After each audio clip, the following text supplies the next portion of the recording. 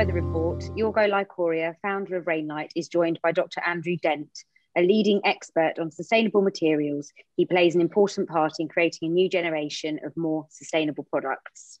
I've given us a very ambitious topic, ambitious task today, and I don't know if we're going to get to the bottom of it, but I think you're the right person to answer these questions. So let's dive in. Effectively, what's on my mind is what we do about plastics. And when we've got so many different problems in relation to plastics that we're going to delve into in a minute, the big question is, what are the solutions? And it seems to me that part of the problem is maybe we haven't agreed yet on what the real problems are, and therefore we can't agree on what the solutions are. But I wanted to understand how, as an industry, we could be guiding the conversation and guiding the action even, so that we could be creating products more responsibly and more sustainably, and make a difference by creating tangible examples for a new way of thinking about materials, especially in relation to plastics. And we've talked before a lot about a lot of the problems of plastics, everything from the single-use plastics to disposable things like razors and whatever else plastics come in, to the idea of using plastics in furniture. And we know that you don't see Eames chairs floating around in these garbage islands in the Pacific. It's a lot of other stuff, but nonetheless, the industry that we're in, when we're creating products, does have an impact on the world. And so, when we talk about recycled plastics and we talk about bioplastics, I know in the past you've had some concerns also about that industry of both recycling and bioplastics in relation to the idea that bioplastics, when they end up in the ocean, will eventually raise the acidity of the ocean. And so really it seems unclear about what we can be doing as the design industry to make things better. It's an important topic. It's definitely a topic for our times. And I would perhaps change the challenge we have from a plastic problem to it being a waste problem. And I think, because let us not forget that plastics have made our modern world so much easier, so much more colorful, so much more enjoyable, so much more safe. Because we forget about all of the thousands of uses of plastics where they are, where they do save lives, where they make things cleaner, where the ability to reduce the impact of bacteria, of viruses through plastic use. So I think, we should always counter any sort of concern about about plastics with the advantages they have. This idea that we should suddenly ban all plastics, to me, seems a little bit of a knee-jerk reaction. So I think, for me, it's very much to do with waste and our inability as humans, and also as an industry, to understand the true value of materials and plastics in particular. I think you mentioned the Eames chair. It's a very good point. In the Eames chair, the plastic is valued. That material is, it's not an inexpensive product, but it's a well-designed product that you intend to keep for a certain amount of time and would have a resale value at the end of the time that you're using it. So that material has inherent value. And with a lot of those types of chairs, there is the ability to then recycle them because they are constituent parts. They're not bonded together in a way that reduces the ability to pull them apart at the end of their life. So, the plastic problems, it comes down to, I think, a waste problem in that, we use the product, and then at the end of its life, what do we do with it? And that's one of the biggest challenges, is that if you are using it quite quickly and using it up quite quickly, such as, you mentioned single-use plastics, I think then the value of that material has been reduced to virtually nothing. The value for me in a bottle of water is the water I drink out of it, not the bottle itself. Therefore, the plastic that bottle that was made of to me, it has inherent value. It's an incredible container. It does what it's supposed to do. It has some use afterwards. It can be put back into an Emeco Navy chair. It can be put back into a t-shirt made out of polyester. We can use it again. So I think, but the average user of a bottle of water does not consider that container of any use at all. And that's the challenge we have. Eames chair, that plastic has value. It's been designed well. It's been created into something that's covetable and enjoyable. You think it has real value. Plastic bottle, same material, zero value at all. And that's, I think, the challenge we have with plastics is we're misrepresenting, you know, plastics in terms of whether it's from a single use or whether it's from an Eames chair. Both are the same material essentially. It's just we're having different value assumptions about these materials. So yeah, it's a waste problem, certainly. It's also a big challenge as well. I think there's a lot of not misinformation, but just misunderstanding about plastics themselves and where they're a value and where they are a problem. What can we pose as better alternatives to convenience? Because it seems to me convenience is the kind of epitome of our existence, right? We're happy to suffer lots of things, but not to be inconvenienced. And, you know, what is it that we can aspire to as a civilization, that in a society that would make us, I suppose, less wasteful, and that might start to lead us down that road. What you're asking really is, how do we change human nature? And I think, you know, I would love to have an answer for that one. I'd love to say, yes, we need to do this. I think our challenge is that human nature is hard to change. We are, as a species, we are wasteful. We are lazy. We don't make the better choice. You know, I mean, there are studies that show that we often act in our own worst interests. So my thought is that rather than trying to fight against that almost immutable fact of humans not being particularly good to themselves or to their planet, is to perhaps create systems which enable it easier to do the right choice. I mean, we talk about, you know, Cass Sunstein talks about the idea of nudge, you know, pushing people in the right sort of direction. So making things easier to do. So, you know, I'm going to put the water bottle in a recycling bin if the recycling bin is available. If I know also that, if I know perhaps I don't necessarily want to cause penalties, but if I know there's some value in doing that. You know, I think there is, you know, there've been talks about extended producer responsibility, the way in which the producer, let's say it's the beverage company or it's even the chair company, anyone who's producing a plastic product has to pay a little bit toward ensuring that product at the end of its life has some, you know, it does not end up on a landfill right out in the ocean. So an acceptance that there is a life after the point at which the consumers used it. So I think there are ways in which we can circumvent human nature by just making things a little easier. And I would add, you know, within the design of spaces, within the design of products in a space, how do I just ensure that there are locations where I can recycle these products? Are there ways in which we can show? Are there ways in which the space itself can show the advantages of natural light, the advantages of a less plastic environment? Are there just ways in which the space itself can promote like a better way of living without necessarily ramming it down a human's throat? Because humans, we tend to rail and fight back against something when people tell us what we should be doing. If you tell me what I should be doing, chances are I'm going to say, well, I don't want to do that. I want to do something different. So I think we're all guilty of that. Quiet ways of doing that, making it easier for us to do the right thing, putting a value on the material itself. So if there was there was a value on the water bottle such that you can get money back from it, or or the producer itself, the beverage company, could get sort of fined or has to pay additional taxes if those things are found out there in the environment.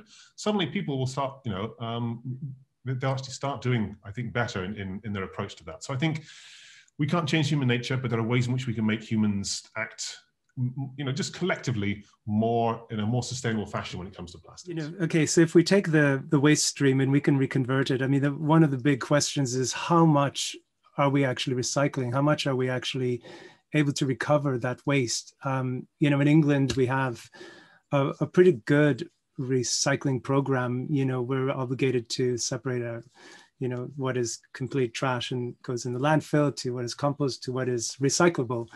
but ultimately it contains all kinds of things from paper to various plastics. And then, I always wonder how much of that is actually getting recycled.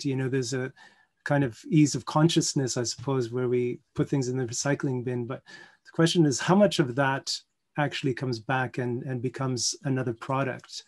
That's, I don't know if you it's something you want to talk about, but sure. Yeah, okay. And then in general, recycling plastics and in relation to the commodity after something's been recycled. I mean, for example, steel you can recycle forever and it's always perfect, 100%, has the strength and performance it always did. Plastics tend to degenerate, don't they? Yes. That's okay. the problem. Yeah.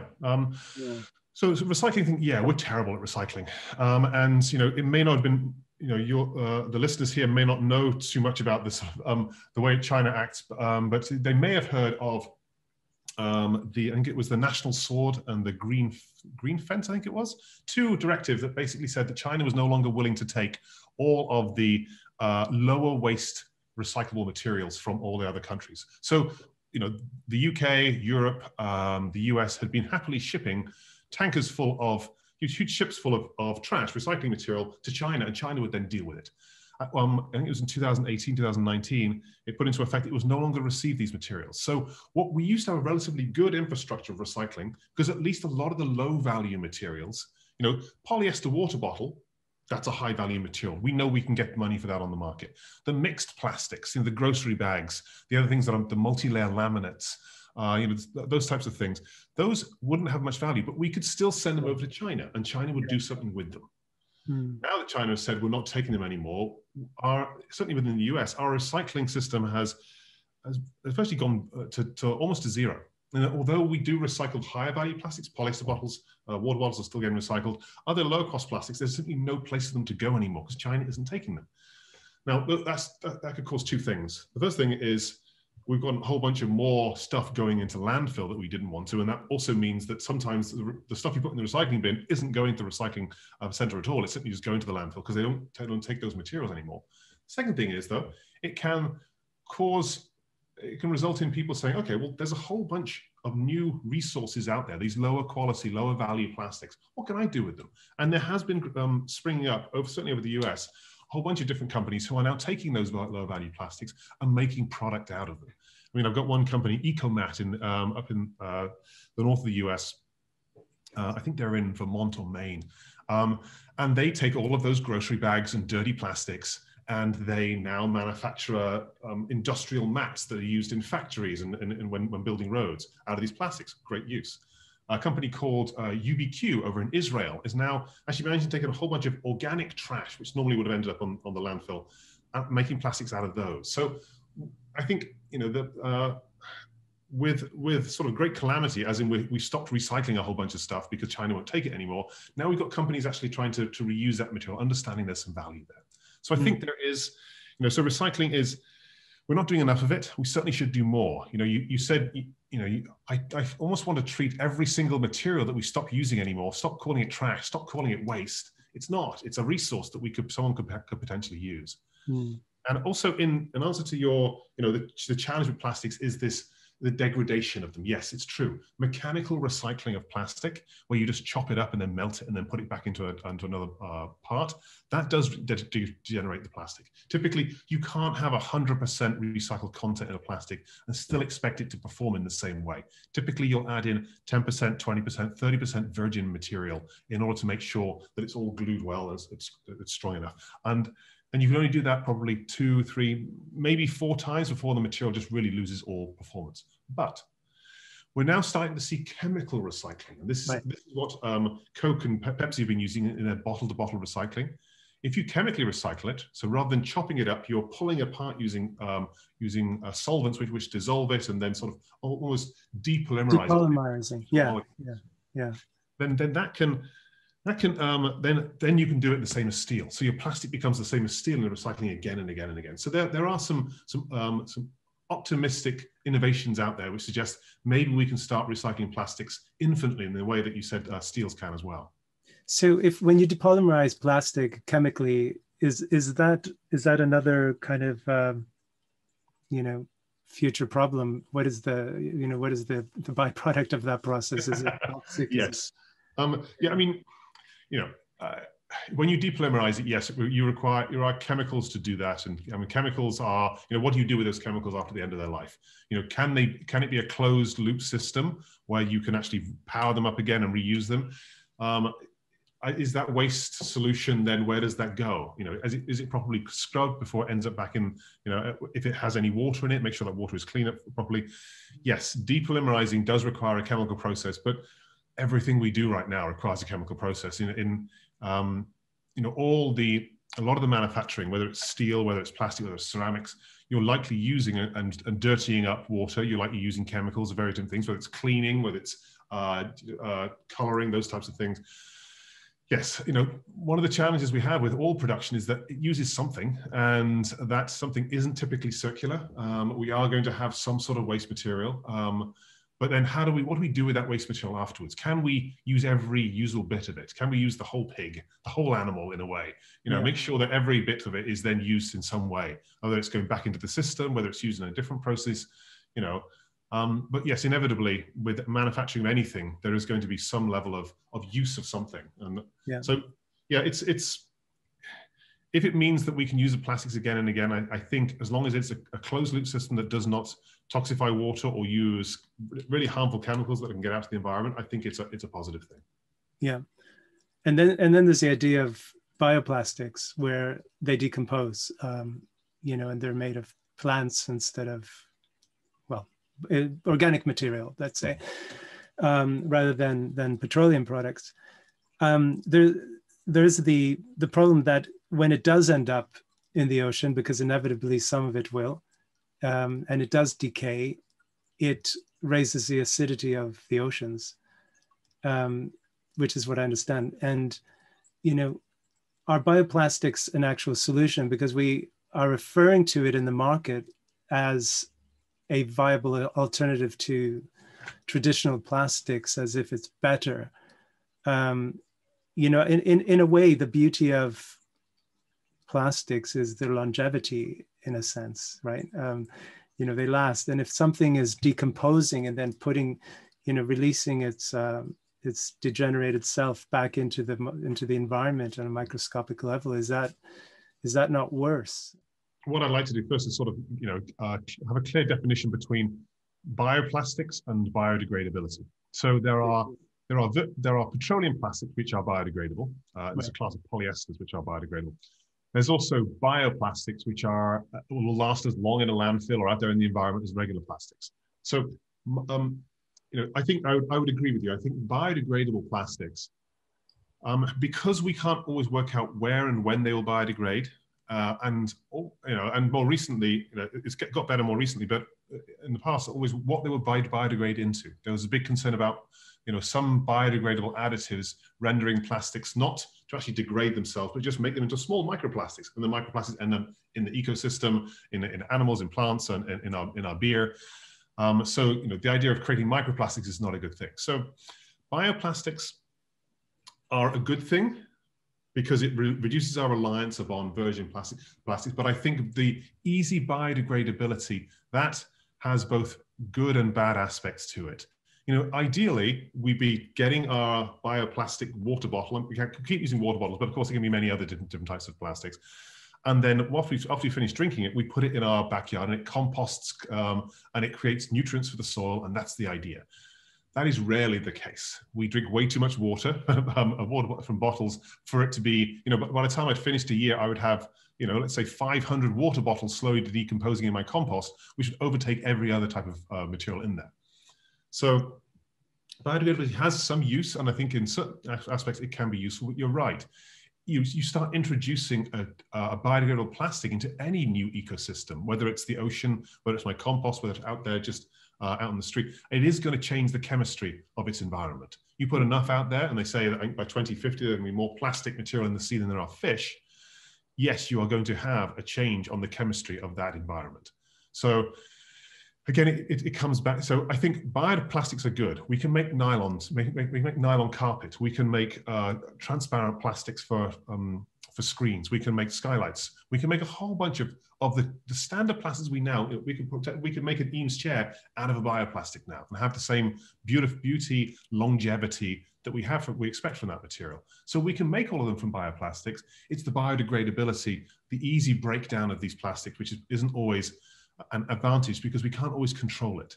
And even when we do, okay, let's have a quick bit of chemistry here. If you think about when you're in school and you had just sort of like the way in which the water basically water ends up in clouds, it rains, it goes from the environment through to rivers, through to seas, and then basically evaporates back up there. The same thing happens with carbon dioxide. So carbon dioxide is sucked in by the growing tree or the growing plant. So I'm sucking in the carbon dioxide there. If I then make the plastic out of it, I make the Eames chair out of that. I've kept it, so it's now got carbon embedded inside that chair. That's a good thing. I've sucked it from the environment, put it into the tree then gets made, or put it into the plant gets made into a bioplastic gets made into the Eames chair. That's great. Now I've got the embedded carbon in there. Now, once it's in there, if I then let it biodegrade, it then goes back up into the environment again.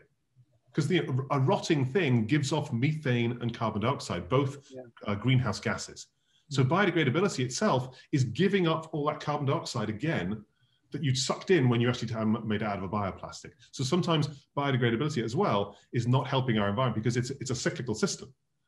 So biodegradability can be good in some cases. If you want to simply just reduce the amount of plastic in the ocean, if it all biodegrades very quickly, that's great. But but overall, if you've got too much plastic out there, all trying to biodegrade, you've got a huge amount of carbon dioxide going into the environment. And also, as you mentioned, you're changing the chemistry of the environment it's degrading into. Mm. So far we don't have a solution, do we? But let's keep going. Well, we have a solution. We know exactly what the solution is. Are we willing as humans beings to do it? Are we willing to just clear up everything, have zero waste? Because the ability for humans to make cyclical systems, make circular systems, it's totally possible. I mean, we didn't have this problem when there was no convenience and a whole bunch of takeout and single-use plastics and coffees that you take and then throw in the trash.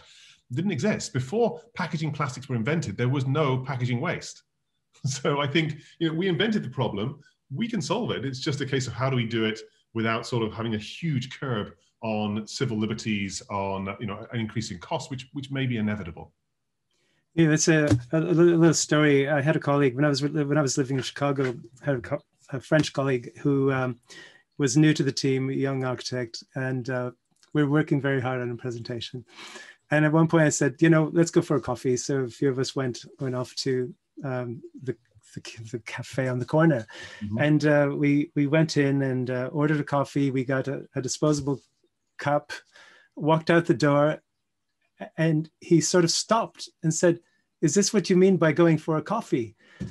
In France, going for a coffee means you sit down and you have a porcelain cup, right? And I think that kind of old world sort of stopping to enjoy the moment might be part of the solution, right? Because if we think about what we're experiencing right now in the pandemic, where we're all at home and we're having to rethink life, and maybe some of the things that we like about being at home and being with family more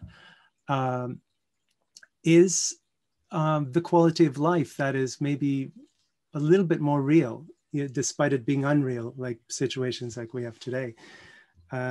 But the idea of, drinking from a porcelain cup and taking your time to enjoy it. And maybe this is part of that sort of mindfulness that we need to be thinking about going forward, right? And maybe easing off on the speed of things and the convenience of the takeaway cup and you throw it. So maybe that could change things. As you say, we know what we need to do. The question is, will we do it? We can only hope, but maybe that kind of sense of what is quality of life is a valid question for us to be posing for ourselves again. What do we want our lives to be about? Do we want to drink from paper cups that have a plastic top? it's kind of cheap, right? It's convenient, but it's not quite the real thing where you know, have a coffee and you can smell the coffee or whatever it is you're drinking. You know, and another thing, and again, because sometimes there's a thing, you know, like deferred pain, you know, my elbow hurts, but actually the problem is the shoulder, right? There's this kind of thing of pain being deferred. And we talk about plastics, in particular, plastic water bottles. I mean, maybe the problem is the water industry. Maybe if we had better quality water coming out of our taps, we wouldn't be buying Evian, you know, we would trust that we're getting really good quality water. And you know, we're not going to solve that problem, but, you know, sometimes I think it's worth pushing back and saying, actually, the problem isn't that we're drinking water from plastic bottles. The problem is that, you know, I'd happily fill my bottle, you know, from a tap if I knew that the quality of water was good.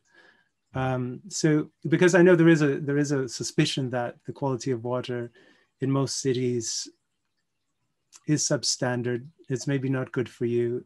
You know, there's this whole idea of the chemistry of water as well, that, you know, the angle of the oxygen atoms in relation to, sorry, the hydrogen atoms in relation to the oxygen slightly changes when it's been overly processed. And when that angle changes, it doesn't get into our cells as easily. So it doesn't hydrate us as well, you know. So there's a question around water, but I know that's a little bit of an aside. But you know, this question of convenience versus consciousness, convenience versus quality, convenience versus care, you know, is something that maybe is part of the choice that we have to make as a civilization to go forward. But you know, and so, you know, we covered bioplastics. So in relation to the plastics industry itself, you know, even if we are talking about the Eames chair and it's being made somewhere in a factory, you know, the problem of microplastics still exists in that process as well, doesn't it? Yeah, it does. You know, and I think, you know, I would call the challenge of microplastics as being slightly different from the challenge of single-use plastics. Now, you know, we think of it just like plastic's bad, and I understand, you know, the plastic, the single-use plastics is a human waste problem, as in we are not taking care of our waste. We are not making sure that the plastic we use and the water bottle we drink, the coffee cup we drink out of, that it needs to get disposed of correctly. That's a human error that can be resolved. The microplastics is one thing that sort of caught us off ground. I mentioned about it being in beer. There's a study that showed of 18 different German beers, there were microplastics in 16 of them. So this stuff is everywhere, and it comes out of, you know, it comes out of unintended, like the use of a dryer to basically my fleece jacket. If I put it in the dryer, then the wastewater that comes out of that is basically is contaminated with a whole bunch of lint, which includes a whole bunch of microplastics. That's an unintended consequence. There's also the driving of cars. You know, I think one of the largest volumes of micro materials is actually rubber from car tires. But there's also the thing that we can do is in the manufacturing. You're right. I think if you are going to, and I would recommend that anyone who produces anything, anyone who designs something, find out where it's getting made. You know, if you can, have someone, like we have video calls, we have the ability to sort of see around stuff. Even if you can't manage to make it to the manufacturing plant, you know, you are part of this thing getting produced.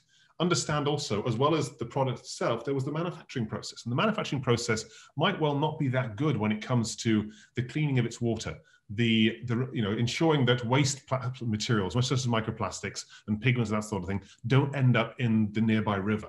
Now, of course, in the US and in Europe, we tend to have much stronger regulations, so it's not really possible to do that. But there are many locations around the world where the regulations aren't so strong. So the responsibility I think you have, if you're going to design something, at least have an understanding who's making it, how they're making it, and what's their track record when it comes to actual the efficiency and quality of the manufacturing process. You know, I think there's a lot of the stuff that ends up in the in the sea in terms of microplastics has come from industrial locations where they're simply putting the pigments and the waste materials into the river, then it basically gets washed down into the ocean. So there's, single-use plastics we can solve. We just need to be more careful. The microplastics, that takes a little bit more effort, and I think is also partially, so again, if you make something, take the extra step. Sort of feel like, when you sleep well at night, it's because you went and you made sure that manufacturing company are careful about the water they use, are careful about the waste that they develop. In manufacturing the product that you designed, they make sure that it's a good thing that goes out into the world, where they're reducing the overall impact. So I think that's a case in point as well. It's microplastics versus single-use plastics, different requirements on our part. Some are unintended, but I think also it's personal responsibility. It's basically making the adult step of saying, I'm responsible for my actions. These actions have consequences, and I want to know what those consequences are. And if I can, let's try and ensure that they are minimal and don't adversely affect the environment. So in relation to that, when we're talking about responsible manufacturing, ostensibly that costs more, right? Because you have to deal with the waste in a more responsible way. There's a cost associated, so therefore the product cost is greater. So there's every sort of incentive for a manufacturer to manufacture it cheaply if that's what they're trying to do. So when it comes down to the level of choice for most of us, when we're choosing, we don't really know the level of quality in the manufacturing process. As far as I'm aware, there aren't any real standards that, we have, things like, FSC certified woods, where we know that it comes from a, sustainable source. Is there such a standard for plastics, or could we have such a thing where, you're looking for a stamp that says this was manufactured responsibly? Does that exist for plastics? Well, it exists for manufacturing. There's there's 9,000 and 14,000, ISO 9,000 and 14,000, to ensure that you have a certain level of quality and efficiency in manufacturing. So it is possible to have those standards, and that requires third-party audit. It's not so easy to see that on the product itself, but if you buy products from a recognized company, I think one of the challenges I've had with things such as Amazon is that with Amazon you're disconnecting the product from its manufacturer. Whereas previously, if I buy a product from, if it's from Herman Miller, if it's from Apple, if it's from a company, that company has a public face. And that public face, it needs to make sure, in order to keep its share price up, is one thought of as good, overall good in terms of ethics and responsibility. So I have a connection between the product I bought and the people who made it. With Amazon, unfortunately, I've got a product I bought, it came from Amazon. Yeah, but who made it? That's the one challenge. So you think you've got a product that, it came from Amazon, so therefore it must be okay. No, because who actually produced it? Mm-hmm. So I think that's one of the challenges we have with this disconnect. With the Amazon's made it convenient, again, convenience, as you mentioned, but it's actually meant that we no longer worry too much about or are aware of where that product came from, who manufactured, who is responsible for it if it goes wrong, and who is responsible for the manufacturing consequences.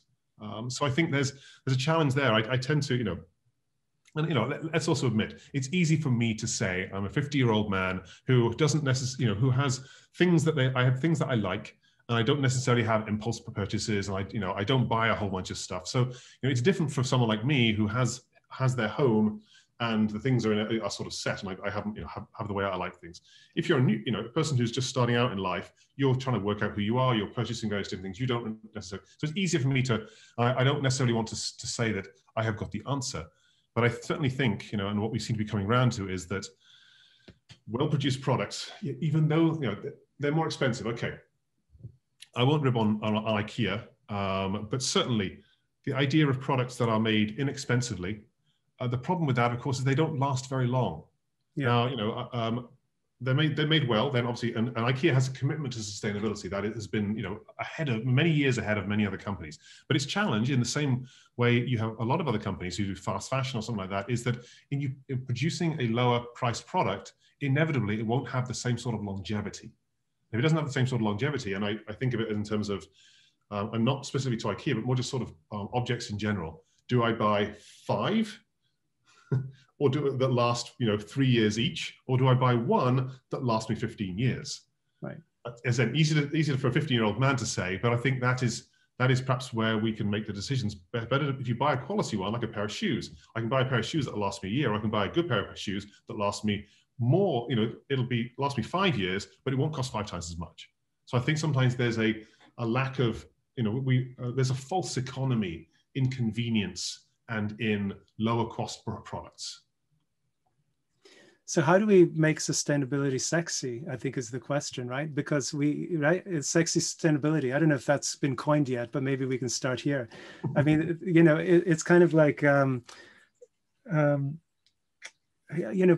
it's that mindset that can shift, because here's the thing, as a designer, when we're working with, we work with reputable manufacturers, and we always kind of do not an audit of ourselves. We look at what we designed. Can you take this apart at the end of its life? What materials are we using? Is there a more sustainable alternate, right? So we do that self-audit when we design. And we also challenge the companies that we work with to think that way. And they all do. They welcome it, which is absolutely brilliant. The challenge is ultimately, when we are being sustainable, sometimes there is an additional cost. It's just the way it is, as you say, convenience versus quality. And sometimes it'll cost a little bit more to make it better, so it lasts longer, and better because it's more responsibly made. But then you're relying on a market to respond responsibly as well, because typically it's a race to the bottom when it comes to commodity goods like a chair or a lamp or a table or a lounge chair or whatever it is that we produce and sell. How do we make sustainability sexy so that somebody is willing to actually make the right decision to buy something which has little impact on the environment and may in fact cost a little bit more? Mm-hmm. Well, as opposed to money, because money is pretty sexy, right, for most people. How can we change that narrative? Well, I think, I would push it back on you, the designer, the creative. I mean, you can make many things sexy and covetable. That's the whole point of design, is to make something covetable. Ultimately, you're designing something someone wants. You're designing covetability in anything.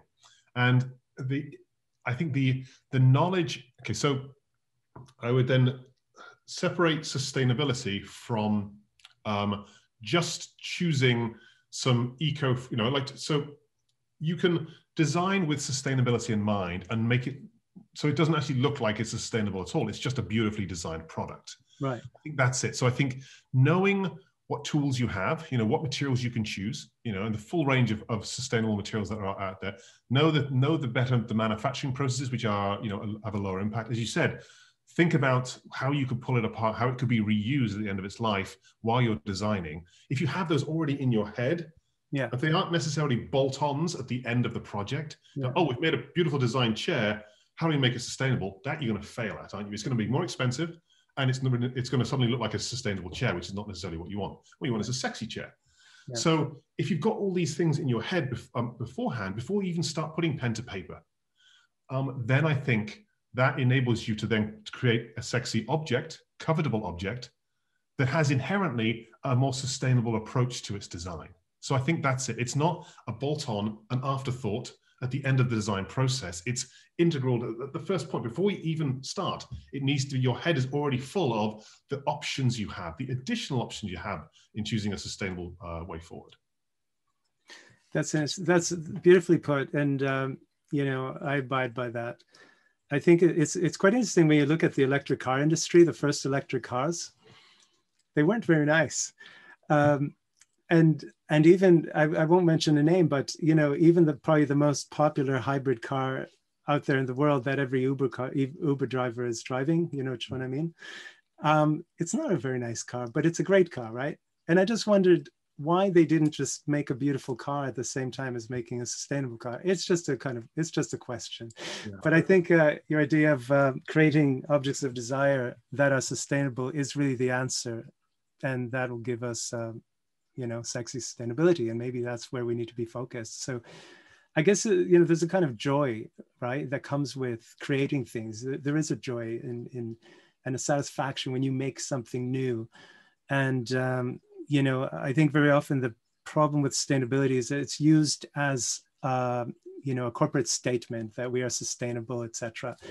And it's a marketing thing rather than a real deeply held ethos that drives everything in the company and and the actions. And really, you know, I guess it's for our generation to start things off, because even though we're, you know, Andrew, we're of a certain age, I think that doesn't stop us from starting fresh and having new ideas, right? Because, you know, I think there's no limit to that. But by, you know, by being that example to the next generation that, you know, we can change our ways, and we could show a better way towards the future that then can be picked up by the next generation. So it's about creating values, right? It's creating values that we can transmit, you know, one at a time to the rest of the world through everything that we do. Mm-hmm. Hopefully we can save the planet, right? And, you know, this is going to be launched on Earth Day, April 22nd. So I think the message is very clear. You know, to kind of wrap, I appreciate keeping you on this call for so long. It's been fantastic talking to you, as always. You know, the kind of final question is really, you know, how do we realize our utopia? You know, the idea of utopia, there's a great book called Utopia for Realists. And the amazing thing that Bergman talks about is the idea of past utopias have now been realized. So the idea of realizing utopia is not out of reach. And I think the challenge for our generation is to posit a view of the future that we're willing to pursue at all costs. You know, it's not easy. It involves sacrifice and it's difficult. But if we make it our goal, then I think we can achieve it. So what do you have any last thoughts about a call to action, or you know, what would utopia look like in relation to society, the use of materials, the use of plastics, however you want to answer that? Sure. Well, you know, so I think a call to action about plastics, I think, you know, hopefully we've reiterated this through the conversation, is that it's just, you know, it's understanding the responsibility for what you're doing. And, you know, whether you're making, whether you're using, just sort of know the value of the materials that you hold in your hand and the consequences of leaving them scattered out there in the environment. So I think it's just that simple idea of understanding the consequences and learning what you need to know about the materials that you use and you create. In terms of utopia, I mean, I think, you know, but I think for a lot of designers, certainly myself, is, you know, I always go back to McDonough and Braungart's Cradle to Cradle. You know, every time someone reads that book, it's this immediate aha moment. Of course, this is the way utopia is created. It's that sort of understanding of biological and technical systems and that cyclical approach to everything that we do. You know, we've you know, too long we've just assumed that life is linear. It's not. It's cyclical. So I think, to me, the utopia is, you know, if we could realize that, and you mentioned, you know, it being sacrifice and hard work. And I think that's, you know, an understanding that we are going to need to, you know, in order to achieve this and to show those who come after us that we actually attempted it, I think there's a certain amount of sacrifice and hard work. But I think just a sort of an understanding that, you know, again, the simple idea of throwing something away. I always love that phrase. Where does it go? It doesn't go away. It's still on the planet somewhere. So the whole concept of that we live linearly, I think, is a mistake. So utopia, I think, would be consideration more of cyclical systems, whether it's circular economy, whether it's cyclical material systems, understanding that there is no way, and simply, you know, everything you do, everything you use, it's going to end up on the planet for the rest of its life unless it gets put back into somewhere useful. So I think that is understanding that, I think, is the first step we move towards a utopia. All right. Absolutely great talking to you. Thank you so much. And happy birthday. Conversation with you. A second. And I look forward to talking to you again another time, and we can change the world a little bit at a time altogether. Thanks, Yorgo. All the Take best. care. Bye.